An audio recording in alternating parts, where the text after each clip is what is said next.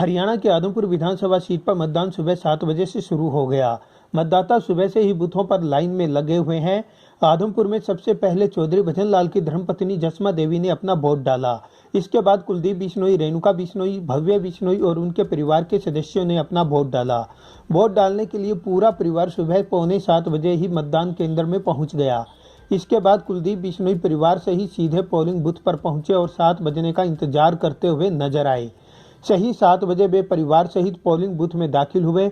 परिवार के सभी सदस्य वोटिंग कार्ड व अन्य दस्तावेज लेकर इंतजार करते हुए नजर आ रहे थे। सबसे पहले कुलदीप बिश्नोई की माता जसमा देवी ने अपने दस्तावेज पोलिंग एजेंट के सामने पेश किए। सभी औपचारिकताओं के बाद उन्होंने वोट डाला।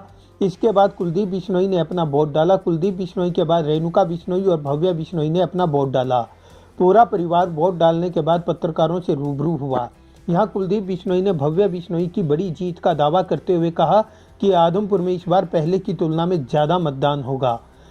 वहीं भव्य बिश्नोई ने दावा किया कि वे चुनाव जीत चुके हैं। आदमपुर की जनता का स्नेह, प्यार और आशीर्वाद सदा की तरह इस बार भी उनके परिवार पर है। कुलदीप जी वोट कास्ट किया है, क्या कहेंगे? बहुत खुशी महसूस हो रही है और अब आदमपुर की जनता से मेरी प्रार्थना है कि अपने पर्याय की पहचान करें और आदमपुर के उज्जवल भविष्य के लिए अपना वोट जरूर डालें। ये तीसरी पीढ़ी का चुनाव एक तरह से, और लगातार तमाम तरह के लोग आरोप लगा रहे थे, तमाम तरह की बातें कर रहे थे, तो अब किस तरह की उम्मीद आपको? एग्जाम तो दे दिया। देखिए, मैं तो यही कहूँगा कि तीसरी पीढ़ी से हारने का रिकॉर्ड जयप्रकाश बनाएगा। पहले चौधरी भजनलाल जी से हारा, फिर मुझसे हारा, भव्य से हारेगा और आदमपुर हल्का फिर से एक बार उन्नति के पथ पे चलेगा। बिश्नोई साहब, आम आदमी पार्टी ने पूरी ताकत लगा रखी है। दिल्ली का हाल पॉल्यूशन से बेहाल है, लेकिन यहाँ सीएम साहब आए थे, पंजाब सीएम आए थे। तीसरे उम्मीदवार की क्या यहाँ स्थिति है?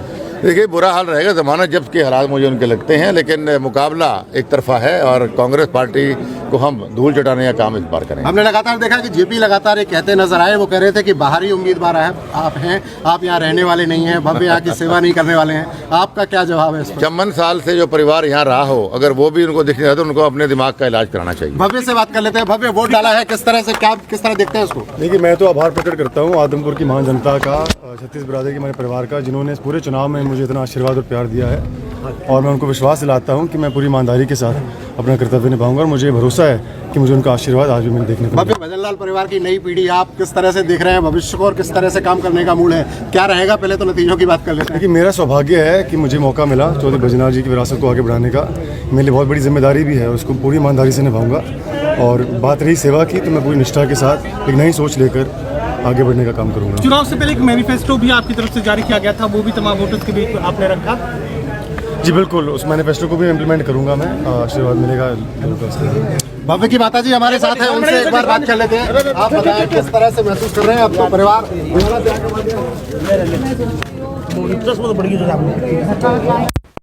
आदमपुर का जो एक परिवार 54 साल से हमारे मजबूती के साथ खड़ा है, उसकी सेवा करने का सौभाग्य भव्य को प्राप्त। ये जो विरोधी आरोप लगा रहे थे कि आप यहाँ रहने वाले नहीं हैं, आप यहाँ से बाहर जाएंगे, इस बार कहीं ना कहीं आदमपुर की जनता बदलाव चाहती है, इस पर क्या कहेंगे? ये विरोधियों से ये पूछो कि ये पिछली दफा कौन से सन में आए थे? 2009 के बाद आज उनको आदमपुर याद आए, और कांग्रेस पार्टी 10 साल सत्ता में थी। इसके बाद सभी सदस्य विधानसभा क्षेत्र के अलग अलग बूथों के लिए निकल गए। आदमपुर में 180 बूथों पर सुबह 7 बजे से लेकर शाम 6 बजे तक मतदान होगा। इन बूथों में 36 संवेदनशील और 39 अति संवेदनशील बूथ है। आदमपुर उपचुनाव में 1,71,473 मतदाता है। इनमें से 91,805 पुरुष तथा 89,668 महिला मतदाता है। की मतगणना 6 नवंबर को होगी। मतगणना के लिए 14 टेबल लगाई जाएगी और 13 राउंड में मतों की गणना की जाएगी। ध्यान रहे, इस उपचुनाव में मुख्य राजनीतिक दल भाजपा, कांग्रेस, इनेलो और आम आदमी पार्टी है। हालांकि मुख्य मुकाबला भाजपा के भव्य बिश्नोई और कांग्रेस के जयप्रकाश के बीच माना जा रहा है। भव्य बिश्नोई के आगे जहां परिवार का गढ़ बचाने की चुनौती है, वहीं जयप्रकाश के बहाने दिग्गज कांग्रेसी भूपेंद्र सिंह हुड्डा की साख दांव पर लगी हुई है। आम आदमी पार्टी ने भाजपा छोड़कर आए सितेंद्र पर दांव खेला है। वहीं इनेलो ने कांग्रेस छोड़कर आए कुरडाराम नंबरदार को अपना उम्मीदवार बनाया है। हरियाणा में सीएम मनोहर लाल खट्टर के आगे उपचुनाव का यह चौथा चैलेंज है। उनकी 8 साल की सरकार में वह 3 उपचुनाव हार चुके हैं। इस बार वह चौधरी भजनलाल के परिवार के सहारे जीत की उम्मीद में है। भाजपा के भव्य बिश्नोई पूर्व मुख्यमंत्री चौधरी भजनलाल के पोते हैं। इससे पहले वे कांग्रेस में 2019 का लोकसभा चुनाव लड़ चुके हैं, जिसमें वे हार गए थे। वहीं कांग्रेस के जयप्रकाश 3 बार हिसार से सांसद और 1 बार केंद्रीय मंत्री रह चुके हैं। वह 2014 में कैथल के कलाय से निर्दलीय विधायक भी बन चुके हैं। बता दें, कुलदीप बिश्नोई वर्ष 2019 में इसी सीट से विधानसभा चुनाव में कांग्रेस की टिकट से जीत कर आए थे। वे पूर्व मुख्यमंत्री चौधरी भजन लाल के पुत्र हैं। हरियाणा कांग्रेस की पूर्व प्रदेशाध्यक्ष कुमारी शैलजा ने पूर्व मुख्यमंत्री भूपेंद्र सिंह हुड्डा के साथ तालमेल न बैठने पर इस्तीफा दे दिया। 9 अप्रैल 2022 को शैलजा के इस्तीफे के बाद कुलदीप बिश्नोई अध्यक्ष पद के दावेदार थे। हालांकि हुड्डा की चली और उदयभान अध्यक्ष बन गए, जिस वजह से कुलदीप ने कांग्रेस छोड़ दी। फिर वह भाजपा में शामिल हो गए और यहां के विधायक पद से इस्तीफा दे दिया। कांग्रेस के लिहाज से यह उपचुनाव पूर्व सीएम भूपेंद्र सिंह हुड्डा और उनके सांसद बेटे दीपेंद्र हुड्डा के लिए बड़ी चुनौती है। इस चुनाव को जीतकर हुड्डा 2024 के विधानसभा चुनाव में खुद को सीएम चेहरा बनाने के दावे को पक्का करना चाहते हैं। आदमपुर विधानसभा से अब तक पूर्व सीएम भजन लाल का परिवार ही जीतता रहा है।